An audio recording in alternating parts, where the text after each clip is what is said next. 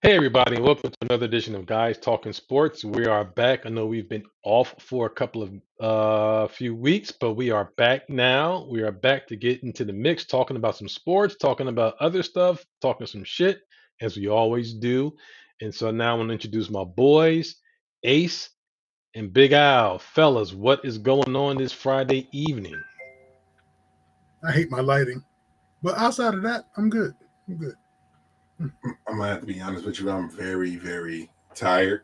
It's been a long week, but I am happy that we are back and ready to get started with some sports. So I'm here for it. Let's get into it. Is Brooklyn in the house without a doubt? In Well, my most glorious, notorious voice. Exactly.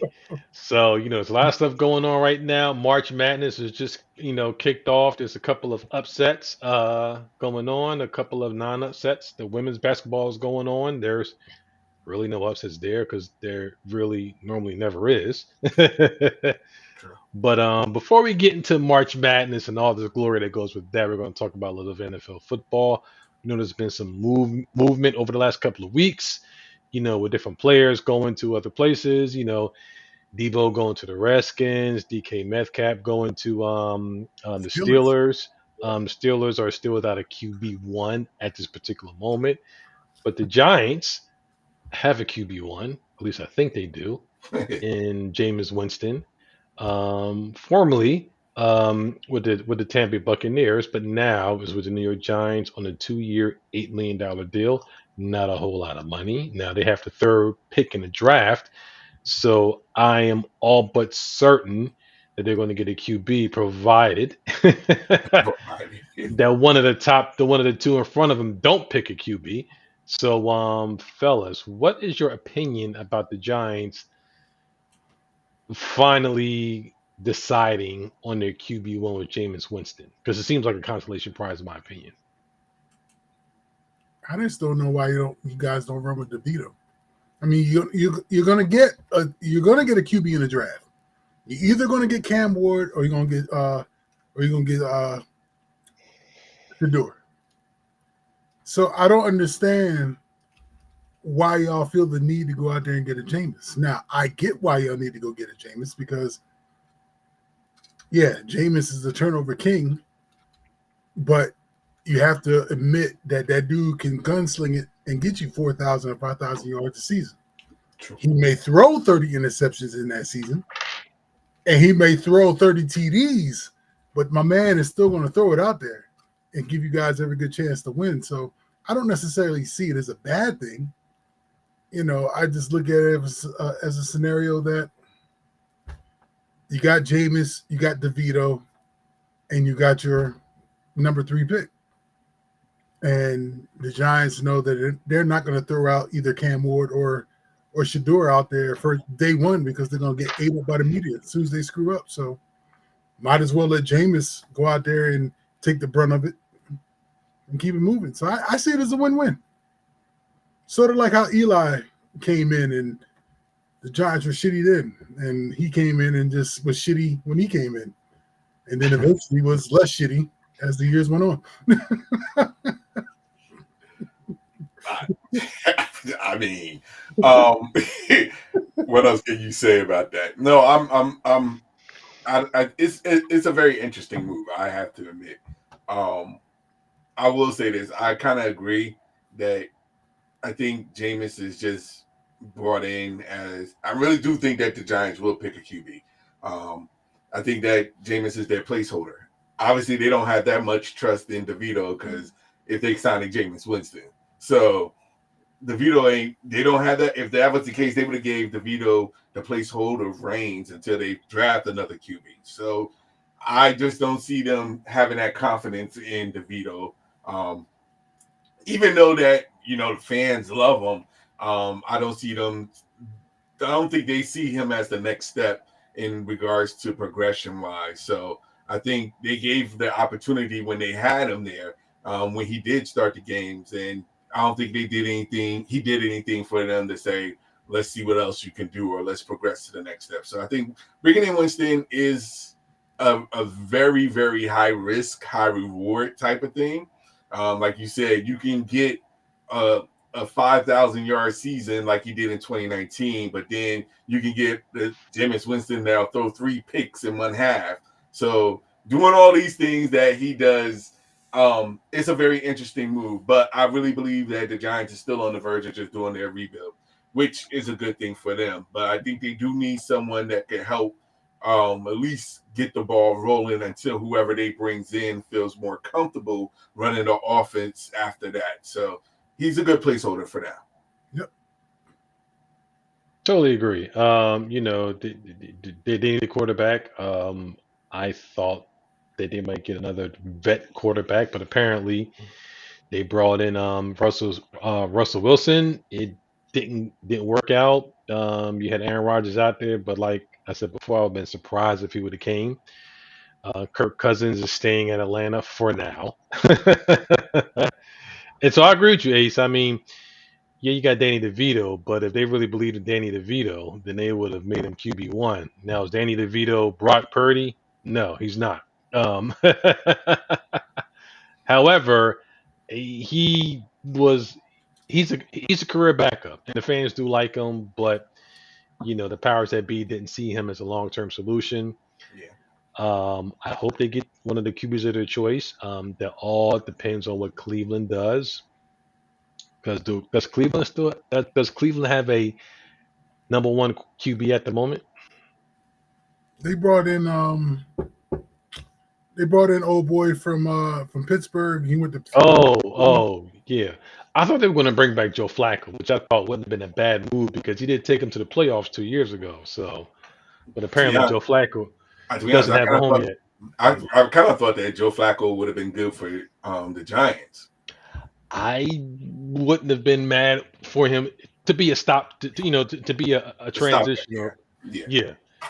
So, like I said, it all depends. I think Titans are definitely going to get Cam Ward. It's the Browns that are the wild card because they could go with Abdul Carter, they True. could go with Travis Hunter, or they can go with Shador Sanders.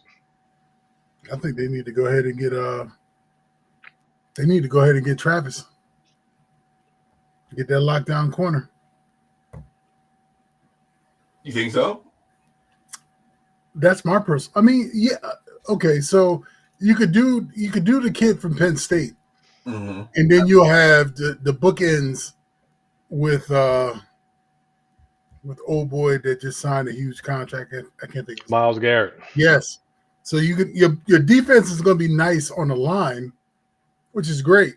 But I still think they need a lockdown corner. But then I think if you get Travis Hunter, I think you turn around and use him as the dual threat. You use him as a wide receiver. Use him as a corner, and let Travis be that dude that goes, that get those little quick hitches and the quick screens and make something happen. He's electric with the ball in his hand. So you don't have to use him every play, but in order to keep him honest, or not to keep him, but to keep defenses honest, you got to have him out there the majority of the time. At least use him as a decoy, and then when you do use him, it could be effective. But that's my personal. Abdul Carter would be great too. But you already got, they always said that you need at least one star at every level of the defense. They got their star on the defensive line. I don't know the middle linebacker, but Travis could be a lockdown number one, cornerback. But then you can also use them on offense. So I think it's a win-win if they go Travis number 2 with Cleveland. But Cleveland is Cleveland. They'll probably mess around and go QB or something like that and just screw the Giants just because. Yeah, to be honest, I can see Cleveland doing that royally. I can see them making some type of move where it just changes the whole draft. Or they trade. Or trade. I agree with you on that too. Trade for someone to jump up to number 2, because if the Giants trade, it would be from 3-1, not necessarily 3-2. Because then at least you go from 3-1. You can ensure you're going to get the QB of your choice. True. But I think Titans are definitely off the Will Levis train at this point. So I don't think they're going to give that up unless they get a deal of the century. Yeah. Right. Well, but I think I just read something where Will Levis was it Will Levis? Something. I thought I read something. Will Levis is being looked at by somebody. Oh, Don't, he's don't, gonna. Oh, he's gonna go. If the Titans get Cam Ward, Will Levis is probably going to be going before training camp, or if not by training camp, he's going to be going before the 2026 season. Mm. right. Well, what about so where do you anticipate Aaron Rodgers probably ending up? You think he's going to end up in Pittsburgh, or he's just being Aaron Rodgers and just screwing everybody over just because? Actually, I thought he was going to end up in San Fran. I'm glad he didn't. Jesus. The question becomes like, what's the end game here? Like, what's really the end game here? Because now you're visiting all these places. Um, you should know for a fact that a lot of people is going. You're not at a high. What's the word I'm looking for? Demand like you was in the past. So, what is the actual end game? Are you looking to just associate with just another team just to be continuing to play, or I know it's not that you're trying to like win another championship because I don't see any championship teams trying to cover you, and I don't think they want to put that at risk. So, what's the end game? I'm just curious about that because you're visiting all these teams. You're visiting, and obviously there's not enough teams that are in a position that say we're going to take you no matter what. And I think after the whole thing with the Jets, I mean, you're moving on. It's like, what else is there?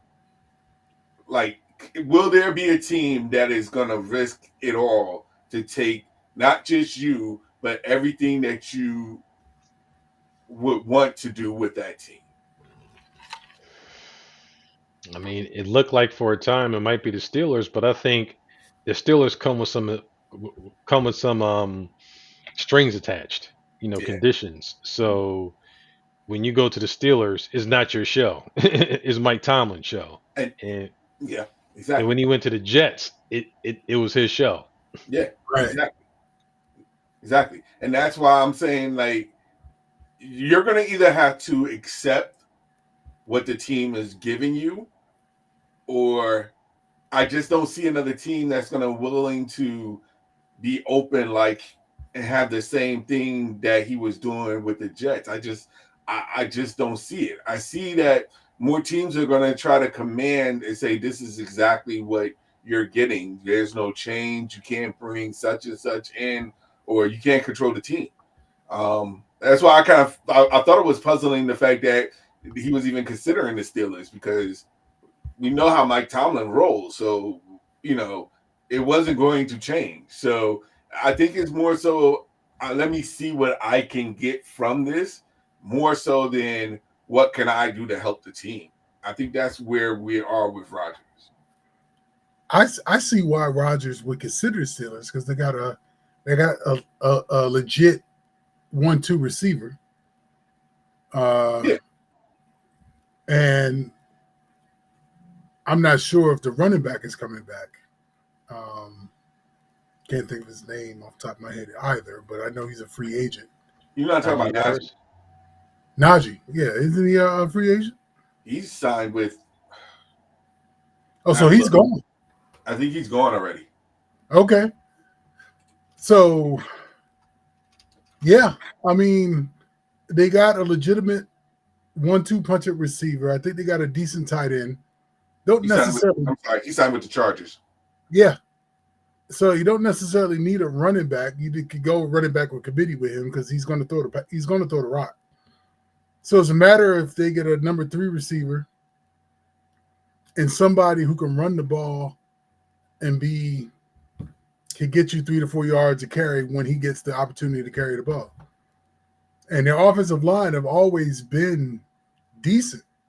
or above average for the NFL standards. You know what I mean? So they've always had decent offensive lines. So I think Rodgers could be a good fit with the Steelers. I just don't think the Steelers culture is ready to put up with the shenanigans that he's willing to bring. Because I already saw an article with Cam Hayward already talking about, yeah, he not putting up with Aaron Rodgers being in some cave during OTAs. That he needs to be at OTAs with the rest of the team. So I can see where they might start butting heads just from that aspect alone. Yeah, and that's the problem. Aaron Rodgers, the stuff that he was able to get away with in Green Bay before they gave him the boot, and the stuff that he got away with in New York, which was almost a travesty. You don't get that with Pittsburgh. I think, all things being considered, I think he was hoping to land at the Rams, but the Rams signed back Stafford. I Mm, think the Rams might have been a perfect fit. He's a West Coast guy. He could have went back to the West Coast. That team was ready. They need to add a couple of pieces, but they kept Stafford. yeah, Stafford pimped him. Put himself out there on the block. Try to earn some extra dough.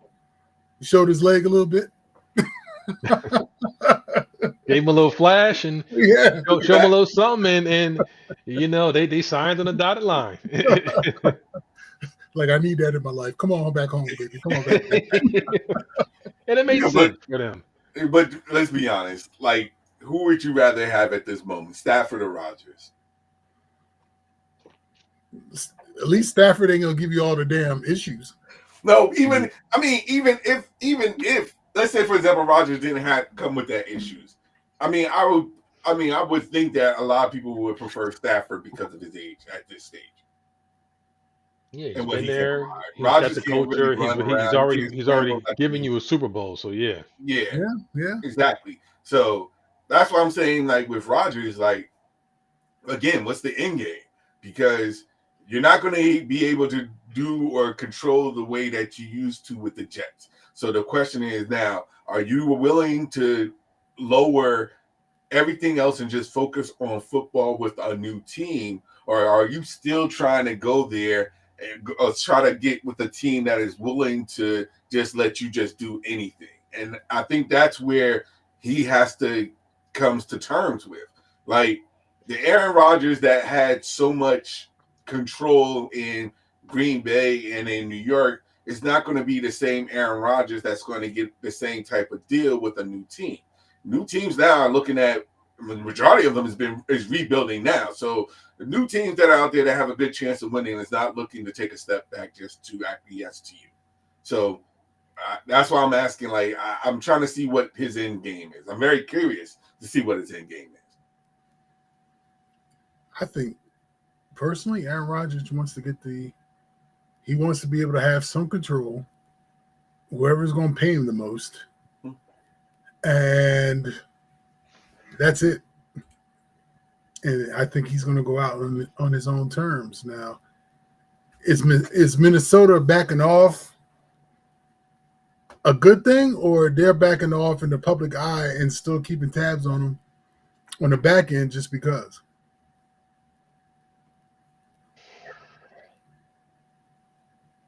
And also let's throw out the caveat. He if he winds up at the Vikings, which I don't think he is, but if he winds up at the Vikings, he's going to be following the path of his predecessor. Oh, to a T. Does he want to? Does he want to be seen to do that? I mean, he's doing everything that his predecessor did, even when he was in Green Bay. The exact same that he came off and saying like I would never be like that guy, and he's being He the turned same. out to be exactly like that guy. Yeah, the same douche. Yeah, big time. So you know what that means? That means Jets fans can be okay knowing that Jordan Love might be coming to them down the road. Oh wow. Well, at least with the Jets with Brett Favre, they got some good play out of him. Oh Yeah, yeah, without question. yes. Yeah, I thought they went to the AFC Championship with him. I thought they came close. Close. Yeah. They only Nope. made the AFC Championship with Mark Sanchez. Yeah. Butt fumble.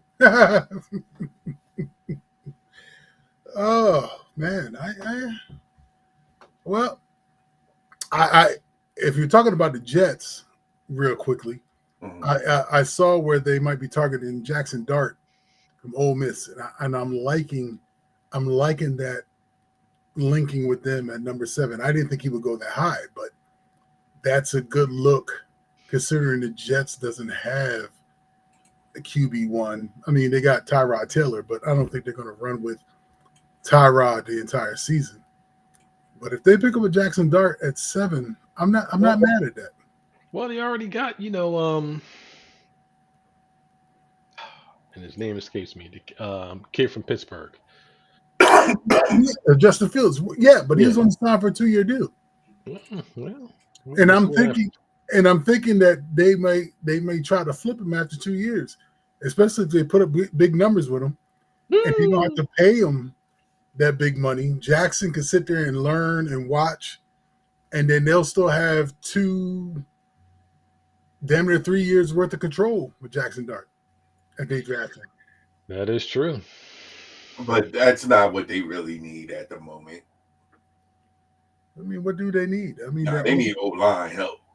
the Jets, the Giants do. Well, Giants do too, but I'm just saying, like, at the end of the day, the whole thing that I've learned watching some of the Jets games is that regardless of, even though Aaron Rodgers was behind the field and couldn't run and couldn't scramble, it wasn't helpful that the O line was basically doing a lot of. They wasn't given enough time to throw. So I think that they really should just focus on building that O line. I really think that they should really go after. I mean, what the critics are saying is that they should go after Ahmad um, from the kid from Missouri, the offensive tackle, and Hmm. they're hoping for that to happen. I'll put it like that. Some of the fans is definitely hoping for that to happen because they would definitely like to build their offensive line. So um, I think that that should be their focal point. I'm not saying that they're going to or whatever the case may be. I'm just saying I think they really need to fix that. With Tyrod Taylor there at the QB, I think we'll definitely balance some things out, especially with their receiving core and everything else.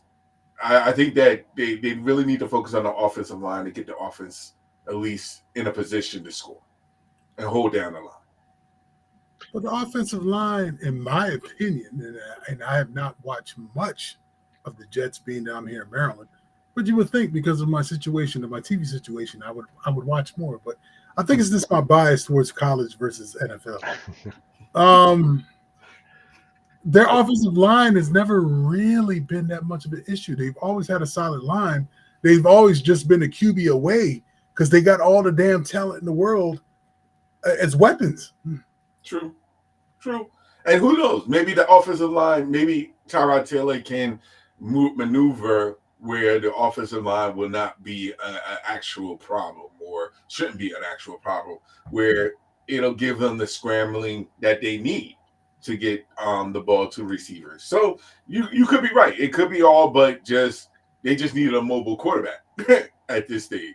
Um, but And I'm Well, I guess on this point, I guess we can say, being how they brought in Justin Fields, I think he's going to be QB1, yeah. and Tyrod Taylor is going to be holding the clipboard. So I think all this is going to probably be a moot point. True. You're right. But now, since we did some NFL, let's pivot to March Madness and all the glory that goes with that. yeah, So there wasn't really any major upsets outside of McNeese State winning, which I didn't have over Clemson, which I should have. But that was probably the biggest upset outside of, well, would you say Kansas was a big upset? Because I was watching that game in Kansas. They pissed that game away. They just let Arkansas just take it from them. And that was Thursday night. But Friday night seems to be, for the most part, nothing major, but. Mhm. Since we are 2 nights into the March Madness, has there been any games? Has been any eye openers for either one of you guys, Well, or have you even really been watching? I'm not gonna lie, I haven't really been watching. More so because I'll put it like this. Come to a realization when it comes to. I know that we have when March Madness comes around, we have everybody's focusing on like brackets and stuff like that. Come to a realization that at the end of the day, even though everyone has their brackets set and believe that their brackets is going to hold true, the more I realize it, the more I've come to an understanding that there's too many underdogs that are now no longer underdogs. There's too many um 15 seeds that at this point 15, 14, 13, they all have a good chance of beating some of the top teams with given the opportunity. Mhm. So, with that being said, I'm not saying I'm not watching it because let's be honest, the excitement of watching college basketball is always going to be there. It's more so because I'm been a lot more busy, but just the simple fact that now that the the the lower seeds, I guess you could say, are have much of a good chance beating the higher seeds. I think that level of upset has kind of died down. Like if it was just like back in the day, it would be maybe one or two upsets that would happen where you'd be like, "Wow, this is what it's all about." Now you're seeing like 6 or 7 upsets at this particular stage, where now you got like the lower seeds like making it to the Sweet 16s and the Elite Eights, and some of the big teams that are quote unquote supposed to be there are no longer there. So I think the level of excitement is still there, but I think like the amount of upsets is increasing to the point where now it's like it's starting to become like the norm in a sense. Maybe it's just me. I'm thinking that this may be the last tournament that may have some semblance of parity just because the NIL and transfer portal made it so that, you know, these kids may not necessarily make it at their first choice. And then they realize that if they really want to play and be good, they may not necessarily still go to another blue blood to transfer, but they can go to these lower P4s or mid majors and still get decent coin and then show up and show out. But, and I say but, with the new revenue share that's supposedly supposed to go into effect come July, and then it allows universities the opportunity. I think it's like between 20 and $22 million per year Mm-hmm. to allocate between all of their revenue generating sports. I think this is where you're going to start to see the cream of the crop become the cream of the crop because the McNeese states of the world, the I don't know, the whatever mid major that might be the toast of the town right now. Yeah, they can get those players this particular season, but come next year, when you got a lower P4 school that has a bit more money than to say that mid major, I think those kids that typically would have went to mid majors will tend to gravitate towards those lower NP4 schools just because they opted into that revenue sharing and they'll get more money. Um, but I still think ultimately the parity is still there. It's just I don't think we'll see that many mid-major schools that typically put up a good fight going into the round of 32, going into the Sweet 16. I think that might diminish as years go by, started next season. I could see that. But men's college basketball more so than men's football is just has been the one sport that suffered the most from all the nuttiness that has been going on the last couple of years with the NIL and the transfer portal.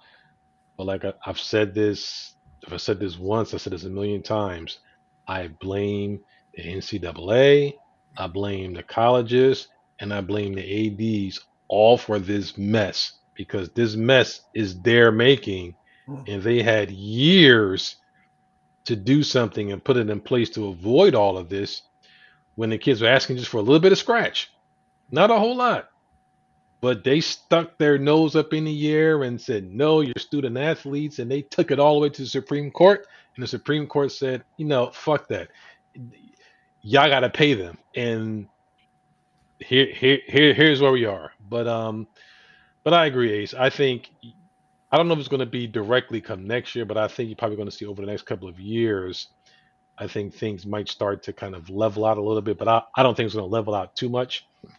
I think kids are going to still be one and dones, or they're going to go to overseas or go to the G League. So you're still going to see those, not all the good players go to all those schools. There's so much money behind, even with the sharing. I think you're going to probably see some kids and some parents and some agents find a ways around that, to get them to where they, want to go. So I, I think March Madness, even though you might still have a lot of these upsets in this year, it hasn't been as bad as it was the last couple of years, or like as bad as last year, where it Well, was that's true. upsets all across the board. But it's just not that interesting. I mean, I'm Mm. more interested in women's college basketball tournament because you know the names, you know the teams, they stay there for more than 1 year. You can follow teams and follow everything.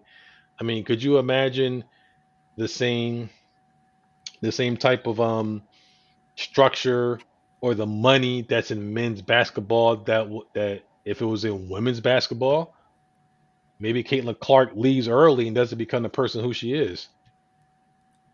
Juju will probably already be gone, and probably if they didn't let them wait as long. But like I'm saying, it's just men's college basketball is not as interesting because you don't get an opportunity to really learn these guys. Once you see Cooper Flag, he's gone.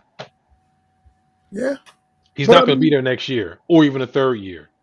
but but here, case in point, and I don't follow college basketball to a T, but I do follow recruiting because I think the recruiting aspect, at least in high school, going into college, is fascinating to me. Mhm.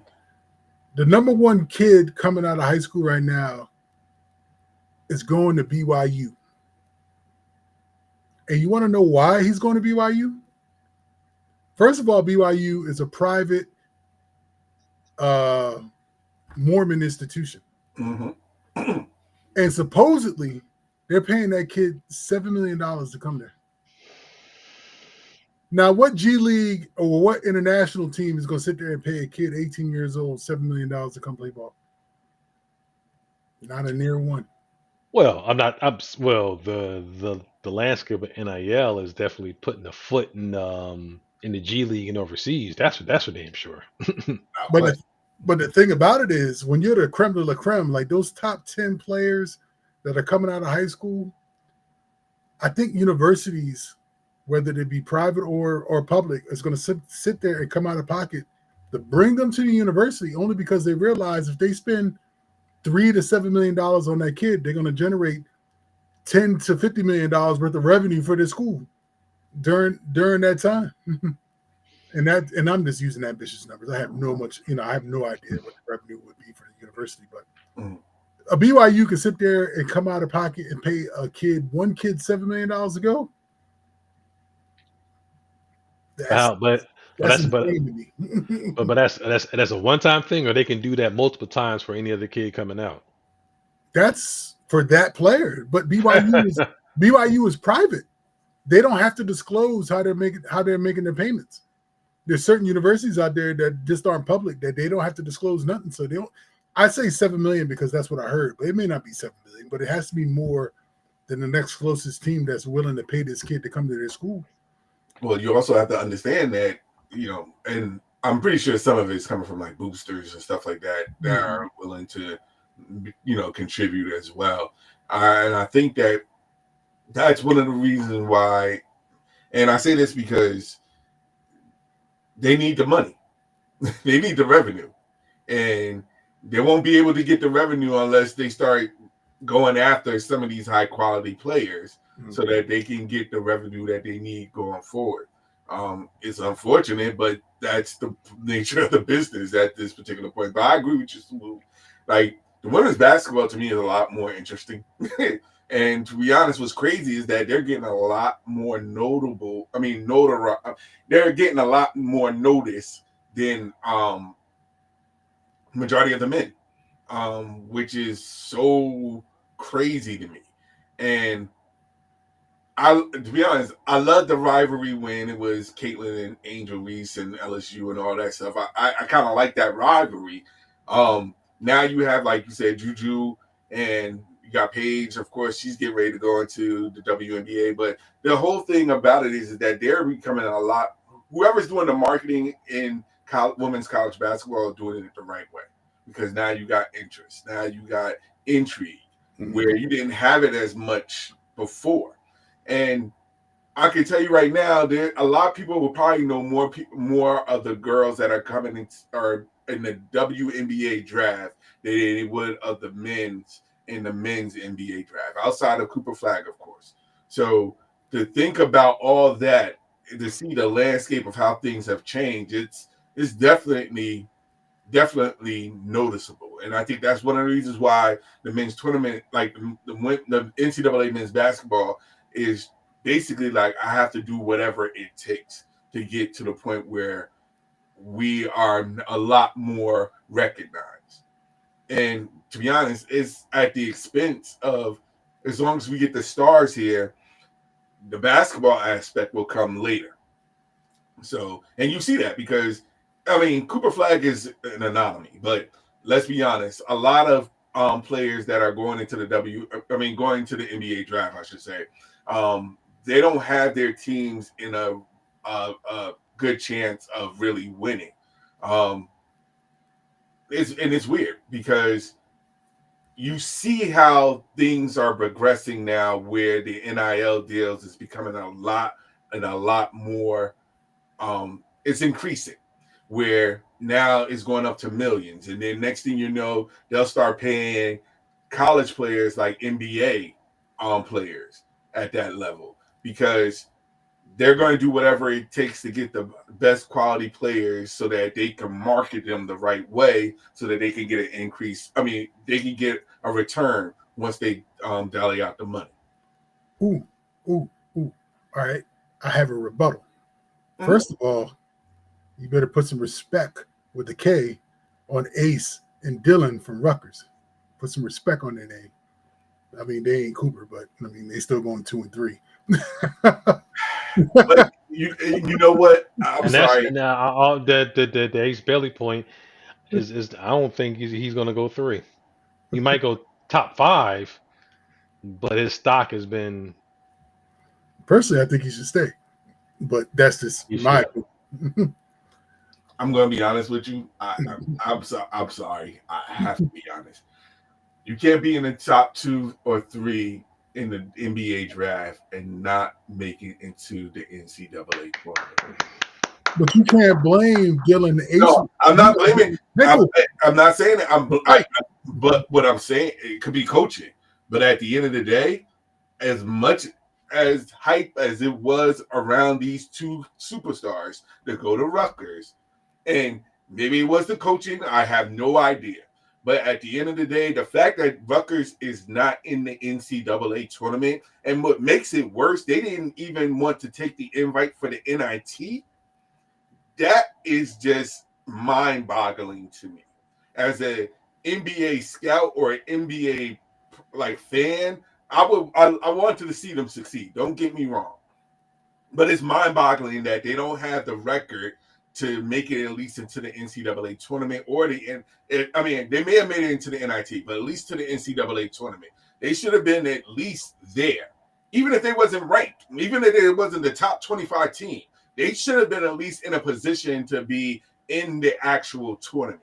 So don't get me wrong. I don't get me wrong. I'm not blaming them, but the fact that they're unranked and they are now like in a position to be the second or third person to be picked in the NBA draft is still mind-boggling to me. I'll blame. I'm just saying. Go ahead. I'll let you take over. I'll give a little. I'll blame some now. Being as the resident, Rutgers alumni, I will say this: Harper was injured, so he was out for several games mid-season.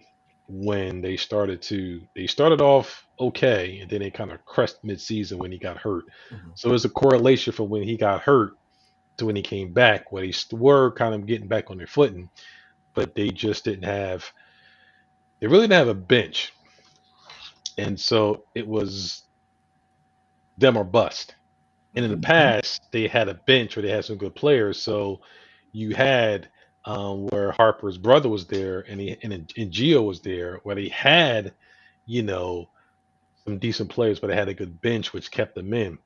They had no bench, so it was almost like all their money went to went to those two players, and they had nothing else.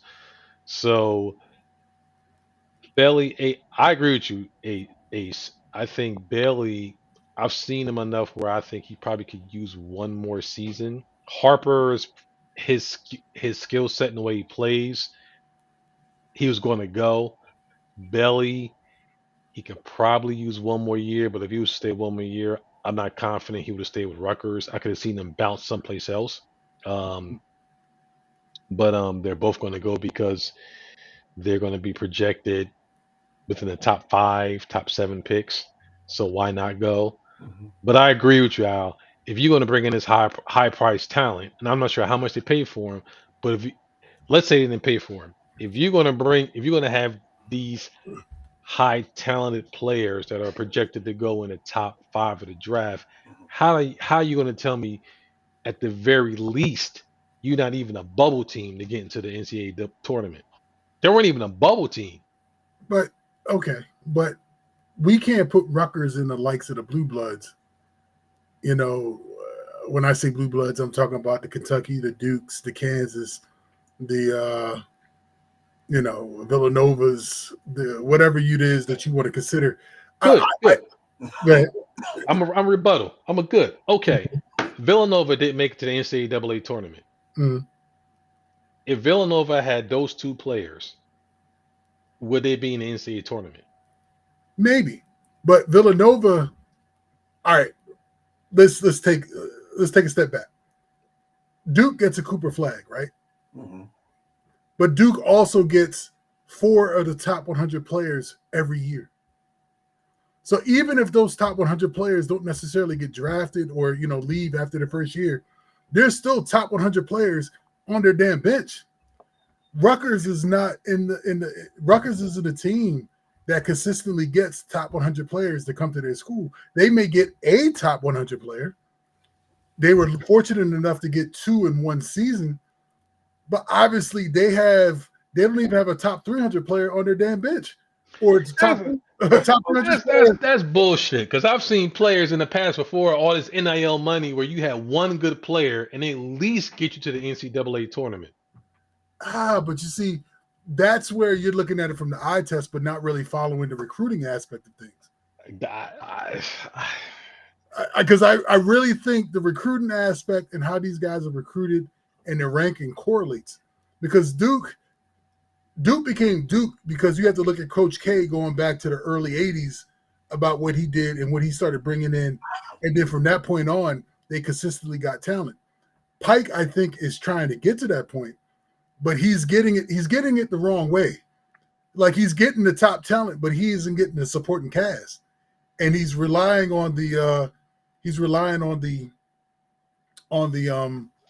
portal to try to be that supporting cast. But he has to recruit top 100 players along with those top guys to bring them in. But then the flip side of it is he can't always get the top guys and think that he's going to be able to hold on to them more than a year. And that's the crappy part. I, I totally agree. But if you got two that is projected to go in the top five, you mean to tell me you can't even get a bubble out of that? Even bubble consideration?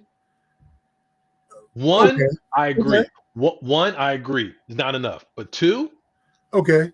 And you said that Dylan got hurt midseason. I don't think Ace started out the season playing.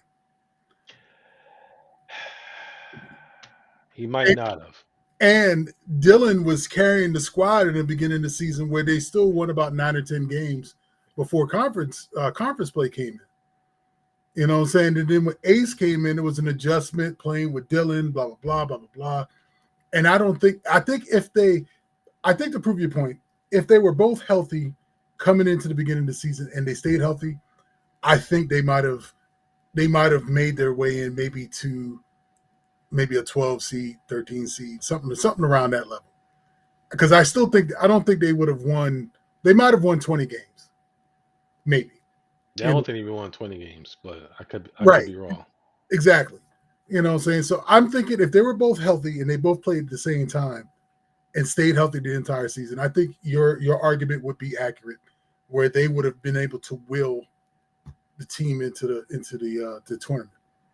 But because they weren't healthy together for a full season, and you'll never get to see that because Dylan is gone, Ace more than likely is gone, where I really think he should stay, but more than likely he's gone. But then Pike, if Ace decides to stay, then Pike needs to go out there and get another top tier talent, whether it be through the portal or in high school, to complement him, and then also get better surrounding people to kind of build the squad that way.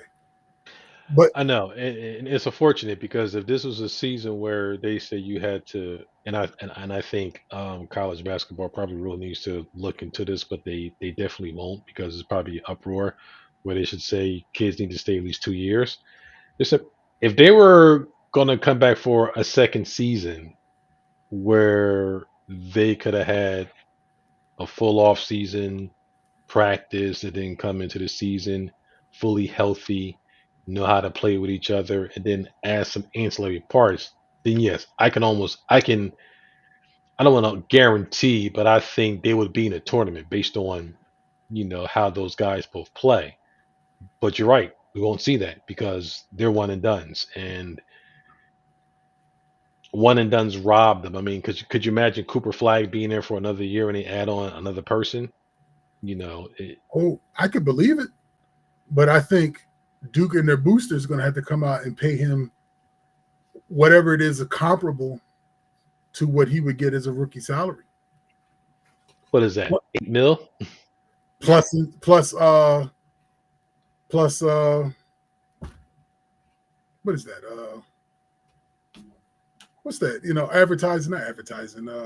Can't think of the word. Endorsements? Yes, plus endorsements.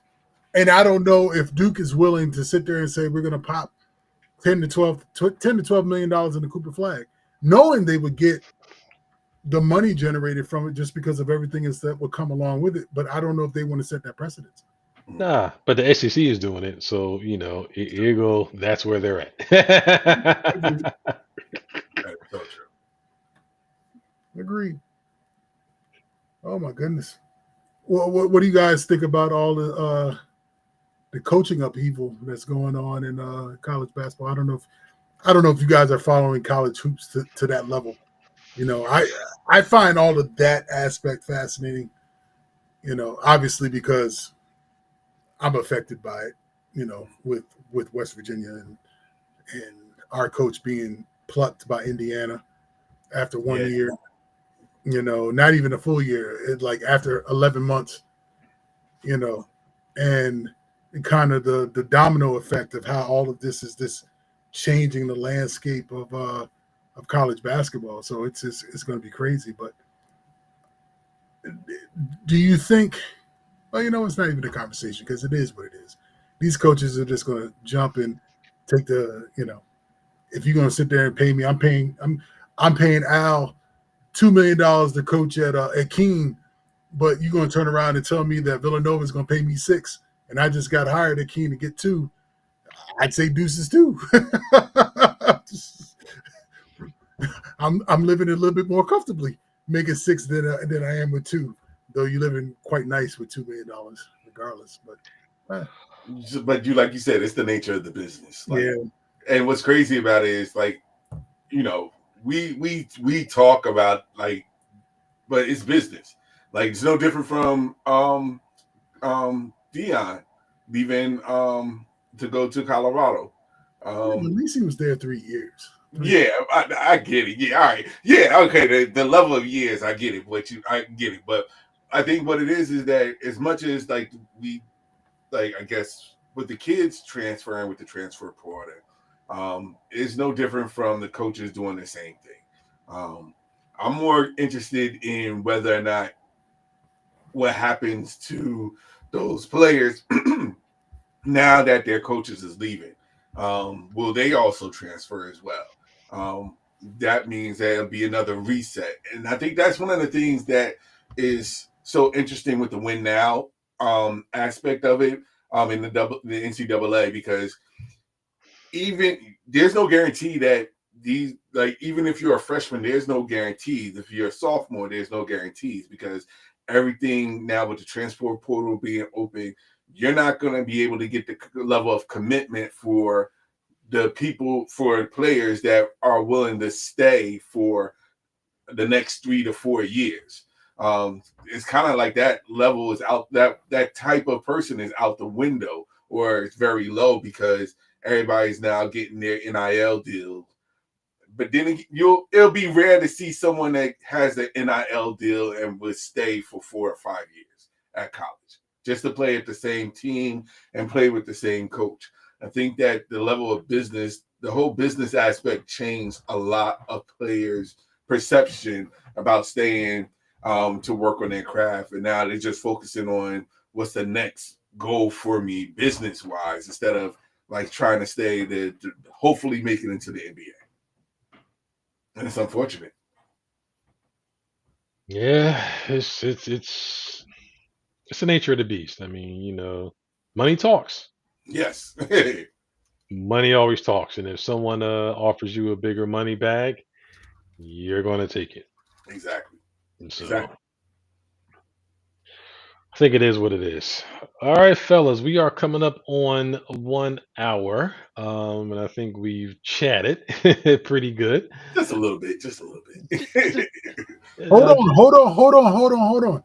One thing, I just have a quick question. Al, you mentioned Dion and his time at Jackson. Mhm. Earl, I pose this question to you: if the Giants draft Shador and Dayball and company suck, are you in favor of the Giants going after Dion to be your head coach? Because I say this because, you know, I understand that Dion is a coach, but Dion is also a parent. And Dion has gone out and said that he's going to call people's names out because they're talking bad about his son in the pre-draft. And I think the reason why a lot of folks, and this is just my opinion, I have no idea, a lot of folks might be cooling on Shador in a sense because anything that they say, whether it be negative or positive, Dion Prime always has something to come out as a rebuttal or something to say about his son. And I get it because that's his kid. No different than LeBron coming out and facing Stephen A, which was ridiculous in itself. But I don't even want to get into that, because me neither, because I'm not even going to get into it. I'm not even going to get into it. so then my question is, how would you take on that if he were to become your coach? Do you think it would be a good thing, or are you just thinking that it's better to have that distraction in house where it could be controlled versus him being on the outside talking his narrative from on the other side of the country? Ah, sorry to extend the talk past the hour. No. You good. It's a good question. I don't think he would be as vocal outright that people think he's going to be if things don't go as planned, So hold that depending thought. on wherever he's at. Hold that thought. So what happens if the Giants start, I don't know, 2-6? Tyra Jameis is out there just throwing his whatever, whatever. And the Giants are pretty much at the cusp of not making the playoffs again, but they don't start Shador. They didn't turn to Danny DeVito before they go to Shador, and then Dion is popping off at the mouth, talking about the Giants, this and that. They should be starting my son, blah blah blah blah blah blah. Would you rather have that in house, knowing that he could be your coach the following season?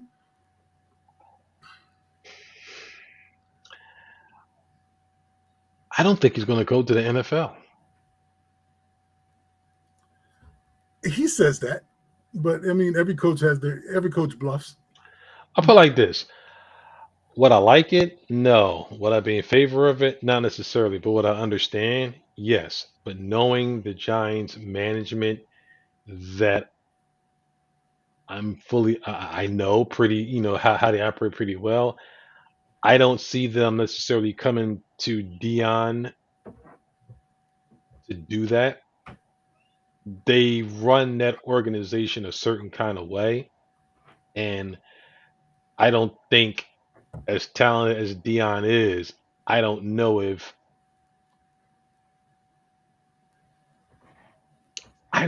they want that kind of distraction in house because they don't take well to those kind of distractions in house.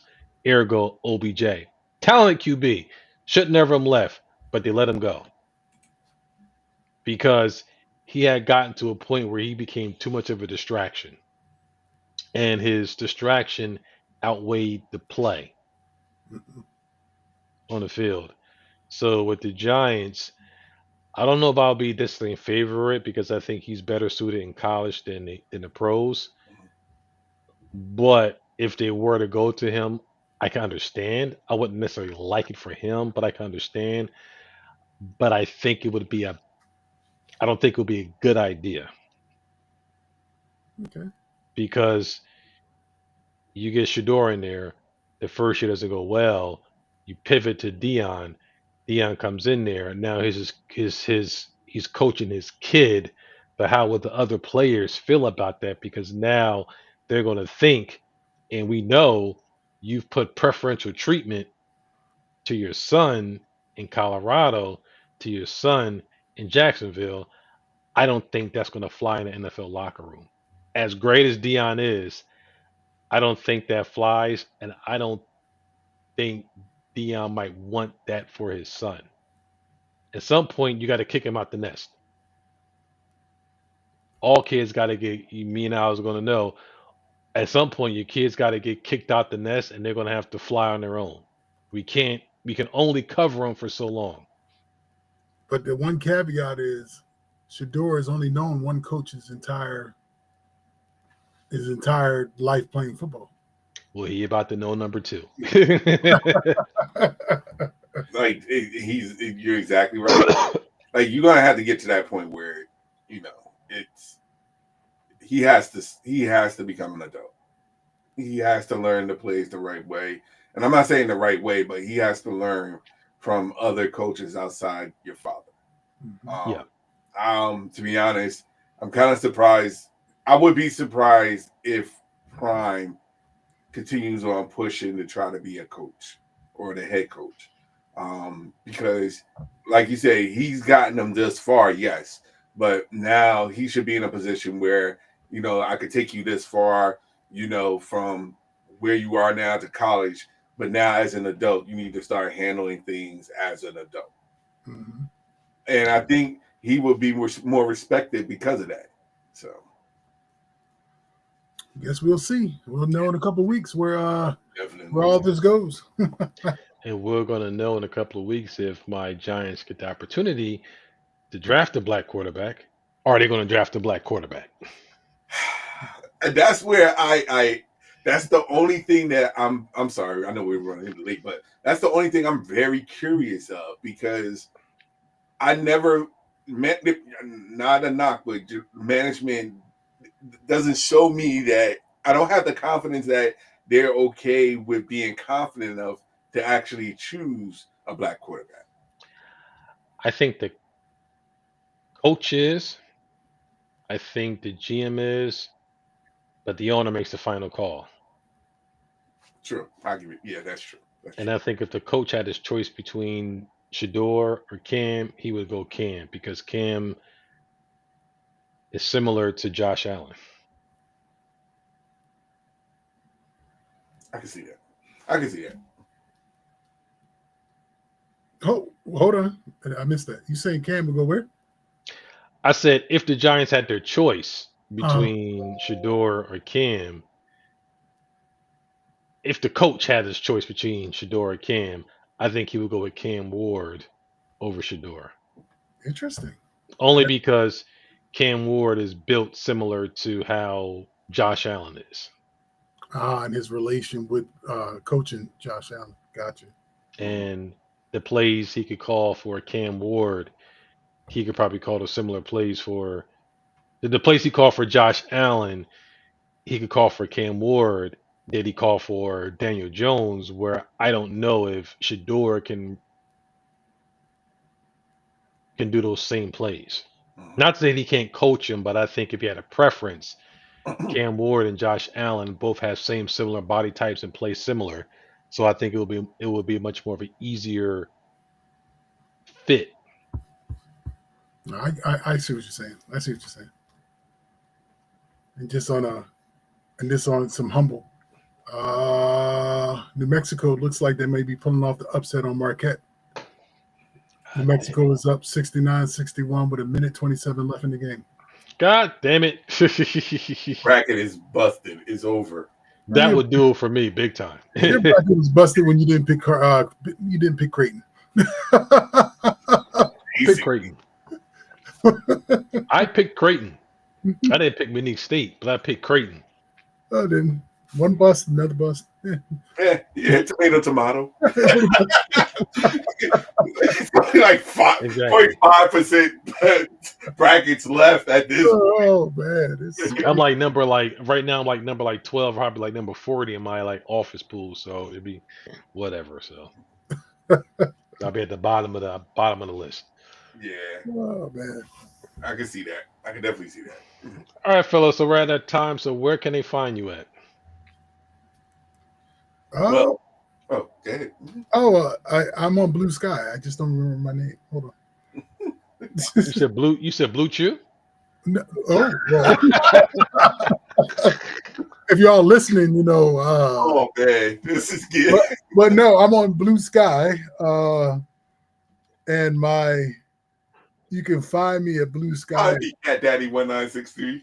Yeah, whatever that .bsky.social. Yeah, that's it. Supercharged Cat Daddy 1963. On Blue Social. And you can also find me on Blue Sky too. Do want to say this though.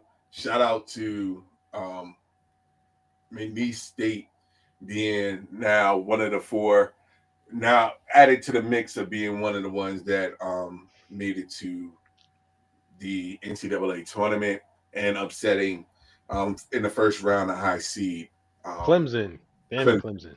Thank you, because I completely had a attack right there. But shout outs to them as well. So, but yes, you can reach me on Blue Sky as well. I am Al Quarles. You can reach me on Instagram, Snapchat, or Facebook, Ross the number 7, as well as Twitter. Even though I'm not on Twitter as much, but if you reach out, I will respond. So that's Ross the number 7. You still on that, man? Hey, you might as well just come over to Blue Sky. Blue Sky. You guys gotta hook me up with Blue Chew. I mean, excuse me, Blue Sky.